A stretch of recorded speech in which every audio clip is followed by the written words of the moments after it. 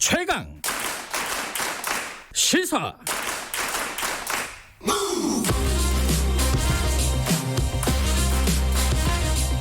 지금 여러분께서는 김경래 기자의 최강 시사를 듣고 계십니다. 부동산 얘기 좀 해보겠습니다. 부동산 여전히 우리 사회에서 시한폭탄 같은 느낌, 그런 느낌을 주고 있습니다. 지금 정부에서 여러 가지 대책들을 내놨고 임대차 관련된 대책도 내놨죠. 근데 이게 효과를 내고 있느냐? 그렇지 않다. 이 논란이 지금 계속 벌어지고 있어요. 특히 이제 최근에 김현미 국토부 장관의 발언 때문에 촉발되기도 했는데 부동산 전문가이기도 했죠. 미래통합당 김연아 비대위원과 오늘은 이 얘기 좀 나눠보겠습니다. 김연아 의원님 안녕하세요. 네, 안녕하세요. 네, 이게 지금 상황을 어떻게 바라보느냐, 이게 가장 지금 쟁점인 것 같아요. 김현미 장관 같은 경우에는 지금 효과가 곧 나타날 거다라는 거예요. 취지는 8월 달 지나고 9월 지나고 이러면은 요거 어떻게 보십니까? 일단 그 입장부터 듣고 시작을 해보죠. 네, 정책의 효과가 좀 나타나야죠, 이제는요. 나야 되는데. 네, 그런데 예. 일단 이제 국회에서 발언하신 것 때문에 이제 좀 논란이 되고 있는 것 같아요. 네. 예, 근데 주간 단위 가격 변동률을 가지고 정책의 효과를 좀 측정하는 것은 좀 섣부른 판단이라고 보고 있습니다. 예, 그리고 지금 발표되는 주간 단위 가격 상승 지수도 보면 상승률이 둔화된 거지 아직 하락하고 있는 것도 아니거든요. 네. 예, 그리고 우리가 이런 것들이 통계적으로 의미를 가지려면 한 최소 3개월 정도는 지켜봐야 됩니다. 과거 23번의 대책을 내놓을 때까지 정부 대책이 한 달 내지는 길게는 한 3, 4개월 정도 잠깐 효과를 나타낸 적이 있었는데 네. 그 뒤에 그 정책 효과가 다 사라지면서 가격이 반등한 적도 많이 있거든요. 그래서 저는 지금은 저도 역시 좀 가격이 안정됐으면 좋겠다는 바람을 갖고 있는데 네. 그걸 정부가 좀 이렇게 섣부르게 주간 단위 통계를 갖고 너무 단정지는 모습을 보이는 것은 저는 조금 바람직하지 않다라고 보고 있습니다. 이게 사실은 추세가 중요하잖아요. 통계도 사실 여러 가지 통계가 있으니까 네네. 추세가 아직 하락까지는 아니지만은 그래도 상승률이 둔화되는 추세들을 몇 주 정도 보였으면은 그 정도면은 약간 어떤 시장이 안정화되는 어떤 느낌을 가질 수는 있는 거 아닌가요, 혹시? 이제 그게 예. 일반인들이나 통계적으로 의미를 두지 않고 그냥 현상적으로 보시는 분들 사이에서는 그럴 수가 있습니다. 그러나 네. 이게 이제 말씀하신 대로 추세라는 것을 우리가 확인하기 위해서는 한 3개월 정도는 지켜봐야 되고요. 네. 또 문제는 지금 약간 시장과 지수 간에 서로 불일치하는 부분들이 있는데 네. 주간 단위 가격 변동률은 약간 상승세가 둔화되는 것으로 보이고 있지만 네. 최근에 이제 거래 가격 중에서 신고가라고 해서 네. 최고가를 경신하는 물건들이 서울에서 한 절반 이상을 차지하고 있어요. 예, 그러다 보니까 아직 지수도 상승을 하고 있고 네. 또 거래되는 것마다 계속 최고로 높은 가격을 갱신하다 보니까 시장에서는 이런 장관의 말이 굉장히 시장과 동떨어진 말이라고 해석할 수 있다고 저는 생각이 됩니다. 체감하고 좀 다를 수는 있죠, 통계가. 그죠? 예, 근데 이게 참 재밌는 게 네. 김현미 장관이 본인의 취임사에서 네. 통계는 언제든지 입맛에 맞게 만들 수 있다. 예. 국민들이 체감할 수 있는 정책을 만들겠다고 본인이 취임사에서 일성을 말씀하신 적이 있어요. 네.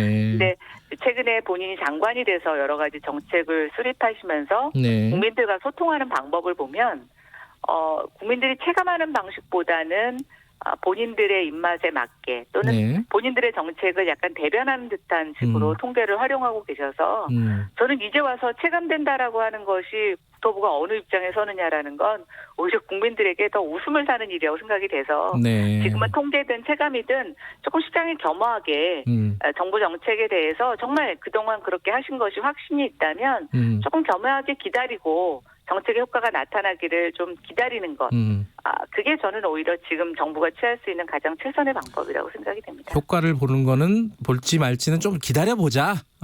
예, 일단 그 입장은 들었고 지금 이제 매매 시장이 있고 전세 시장이 있잖아요. 네네. 근데 이제 매매 시장 관련된 논란 중에 하나가 최근에 이제 서울 집값이 평균 10억이 넘었다. 네. 이게 이제 부동산 114에서 내놓은 통계인데 이걸 가지고 김현미 장관이 이게 일부 몇 개 아파트를 모아서 이렇게 봤다. 이게 통계적으로 큰 의미 없다 이런 취지인데 이거 어떻게 보시면 이게 전문가시니까 이거 많이 다뤄보셨잖아요. 이런 통계들은 어떻게 보세요? 근데 정말 저는 이 답변은 유치하고 무식한 답변이라고 생각이 되는데요. 왜요? 예.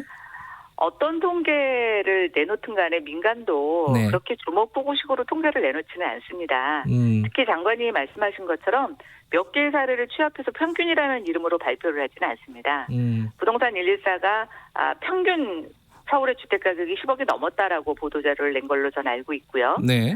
그다음에 지금 KB에서도 똑같이 시세를 그러니까 조사해서 이런 지수를 만들어내고 있는데 네. KB 통계도 지금 거의 10억에 육박을 했습니다. 그렇죠. 9억 8천이 넘었더라고요. 예. 네. 그리고 보통 저희가 114, 그다음 KB 통계, 그다음 감정원 통계 이렇게 세 개를 추이를 비교를 해보면 네. 감정원 통계가 항상 이런 두 민간 통계보다 늦게 시세를 반영하는 형태를 취하고 있습니다.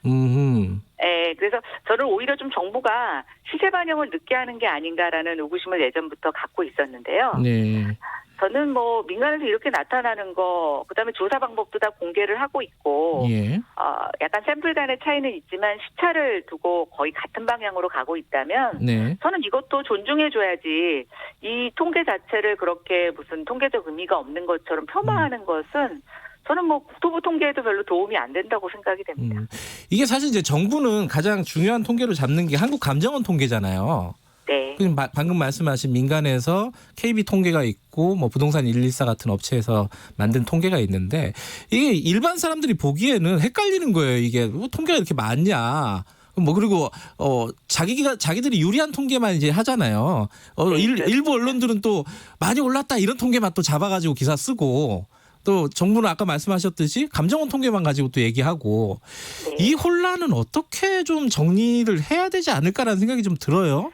과거에도 이런 혼란 때문에 네. 그 국가 통계의 어떤 샘플을 많이 보완하고 보충하는 일을 했었습니다. 한 10년 전인가요? 한 15년 전쯤 참여정부 때는 네. 오히려 정부의 공식 통계가 굉장히 부족해서 네. 민간 통계하고 비슷하게 샘플을 맞추고 또 통계를 보완하는 방법을 썼거든요. 네. 그래서 지금 이제 이루어진 게 감정원 통계입니다. 네. 그런데 저희가 쭉 이런 통계의 추이를 보면 네. 사실은 감정원 통계가 아까 말씀드린 것처럼 시세 반영을 늦게 하는 패턴이 계속 반복되고 나타나고 있어서 네. 저는 오히려 정부가 시장의 어떤 변화를 조금 늦게 반영하고 약간 숨기려고 하거나 왜곡하려고 하는 게 아닌가라는 의구심을 보이고 있는데 네. 정부가 올바른 정책을 세우기 위해서는 저는 현실을 제대로 보는 게 굉장히 중요하다고 생각이 됩니다. 네.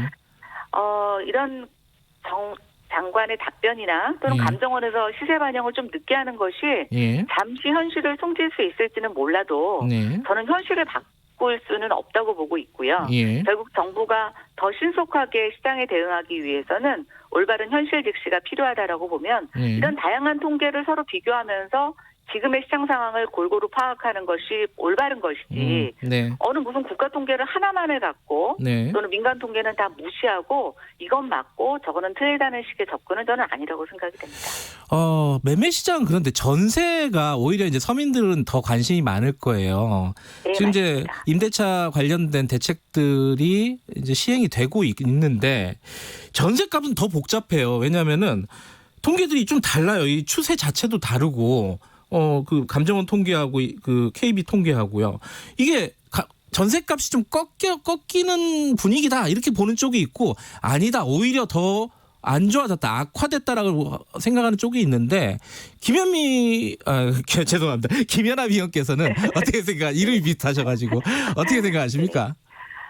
지금 이제 전세 계약 같은 경우는 기존의 전세를 살고 계신 분들이 다시 재계약을 할 때는 뭐 5% 인상도 뭐 거부하면 안 할 수 있다고 하니까 네. 굉장히 안정된 상황을 보이는 반면에 신규로 전세를 찾는 사람들은 지금 전세가가 폭등을 하고 있습니다. 신규가 문제다. 네. 예. 그러니까 이제 새로 전세를 찾는 사람들은 네. 그런 사람들은 가격이 폭등을 하고 있는데 어쨌든 체감적으로 지금 시장에서 전세를 구하러 다니면 전세가가 굉장히 높아진 건 사실이에요. 네. 근데 이제 정부는 오히려 이제 이거에 대한 변명을 본인들이 조사하는 통계는 기존의 재계약 통계는 반영되지 않고 신규만 반영되고 시세가 반영이 되기 때문에 통계가 왜곡된다라고 얘기를 하는 겁니다. 네, 뭐 그것도 일명 맞는 얘기인데요. 네. 근데 저는 이 얘기를 다시 한번 정부한테 묻고 싶은데 예. 임대차 3법이 본인들의 주장대로 지금 10년 넘게 논의가 되어왔던 이슈입니다. 네. 예, 10년 동안 그러면 이 상황을 모르고 통계를 준비하지 않았다라는 것밖에 저는 이해가 되지 않는데 네. 도대체 임대차 3법을 위해서 국회에서 반대해서 통과되지 못해서 아무것도 못했다고 변명만 하시는데 네. 국토부는 임대차 3법을 추진하기 위해서 어떤 제반 노력을 했는지라고 보면 네. 저는 이런 얘기를 할 때마다 굉장히 국토부의 직무유기, 무능에 대해서 비판하지 않을 수 없고요. 무엇이 됐던 간에 지금 전세 시장은 기존 계약을 갱신하는 사람들과 네. 새로 전세를 찾는 사람들 간에 서로 경합이 벌어지는 굉장히 우스운 시장이 돼버렸습니다. 그래서 새로 집을 찾는 사람에게는 전세 물량 자체의 기회도 없고 가격도 굉장히 많이 오르는 문제가 있고요. 네. 또 기존 계약을 사시는 분들도 한 번 더 연장을 해서 최대 4년까지는 살 수 있지만 4년 이후 상황에 대해서 일부에서는 월세로 전환이 될 거다. 또 전세 증가분을 다 월세로 돌릴 거다라고 하는 이런 다양한 예측 속에서 굉장히 불안에 떨고 있는 것이 사실이라고 보여진다면 네. 전세 시장에 대한 부분들도 아직 정부가 해야 될 일이 굉장히 많이 있고요. 네. 또 지금 전월세 신고 시스템이 내년 6월부터 작동을 하게 됩니다. 네. 그러다 보니까 실제로 가격이 뭐냐라는 것을 증명하지 못하는 전세 거래들이 되게 많은데요. 네. 우리가 전세 거래 중에서 확정 신고를 안 하는 전세 거래가 굉장히 많이 있습니다. 네. 예, 그러다 보면 지금의 전세 가격을 확인할 방법이 없어요. 그러면 5% 차임에 대한 인상을 논의할 때 여러 가지 분쟁이 있을 수가 있어서 네. 이런 것들에 대한 대비도 좀 많이 필요하지 않을까라는 생각이 듭니다. 최근에 이제 언론 보도들 보면요, 뭐 전세가 씨가 말랐다. 물론 이제 언론 제목 같은 건 약간 과장된 측면도 있지만은 그런 취지의 보도들이 굉장히 많아요. 근데 그게 실제로 가보면 이제 허위 매물 같은 것들이 걷어지고 나니까 보이는 현상이지 실제로 그렇게 많이 줄지는 않았다라고 보는 쪽도 있고요. 김연아 위원께서는 어떻게 평가하십니까? 지금 그 전세 매물이나 이런 부분에 대해서는. 전세 시장은 네. 이제 투자 수요도 아니고 대부분 실수요자들이죠. 네. 그리고 특정 지역을 가서 물건을 알아봅니다. 네. 그렇죠? 네. 예, 그러다 보니까 저는 전세에 있어서는 사람들이 원하는 지역에 쏠림 현상이 분명히 있어요. 그래서 제가 체감적으로 마포구에 가서 전세를 찾는데 네. 강서구에 전세가 많다라고 하는 것은 소비자들에게 어떠한 의미도 주지 못합니다. 그래서 이제 지금 제가 봤을 때는 언론 보도는 네. 특정 지역을 가정하고 특정 지역의 전세 수요를 가정하고 찾아가서 취재를 하게 되면 저는 언론의 보도가 그렇게 자극적이라고 하기라기보다는 현실이라고 대변을 한다고 보고 있고요. 네. 다만 정책 위반자 입장에서는 현장에 가보지 않고 지수를 보면 네. 여기는 전세 물량이 많은데 왜 뭐가 문제지 이렇게 얘기할 수 있어요. 근데 정부가 조금 더 전세 시장의 특수성에 저는 주안점을 가져야 된다고 생각이 됩니다. 왜냐하면 전세라는 게 굉장히 목돈을 갖고 주거를 소비하는 방법이지 않습니까? 네. 예, 근데 그 많은 돈을 갖고도 자기가 원하는 물건, 원하는 지역의 전세를 구하지 못하는 소비자들 입장에서 보면 네. 얼마나 답답하고 불안하겠습니까? 네. 예, 그래서 이런 전세 거래 물량이 많다 이런 걸 떠나서 내가 여기에 전세를 구하지 못하면 다음 대안이 뭔지에 대해서 누군가 컨설팅해주거나 정보를 구할 수 있어야 되는데 참 전세 시장은 그 목돈을 들이고도 그런 정보를 얻기가 어렵습니다. 전세 시장 자체가 매매 시장하고 좀 다르군요. 예, 그렇죠.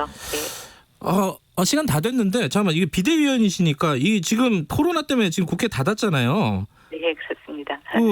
굉장히 중요한 전국위원회 이런 것들이 예정돼 있었는데 이거 어떻게 되는 거예요? 연기되는 거예요? 네, 일단은 지금 조금 연기하는 형태로 일정을 잡고 있는데요. 그래요? 저는 지금과 같은 국가 위기 상황에서 예. 당의 일정 변경하는 게 뭐가 문제가 되겠습니까? 정당의 가장 중요한 우선순위가 국민의 안전과 먹고 사는 문제이기 때문에요. 네. 저는 쇄신의 로드맵 내용이 중요하지 발표 시기가 문제는 되지 않다고 보고 있고 네. 지금 정국이나 상임위 같은 행사를 과거같이 대면 행사가 아니라 비대면 행사로 전환하는 방식에 대해서 다양한 논의들을 하고 있습니다. 고맙습니다. 네, 감사합니다. 미래통합당 김연아 비대위원이었습니다. 1부 여기까지 하겠습니다.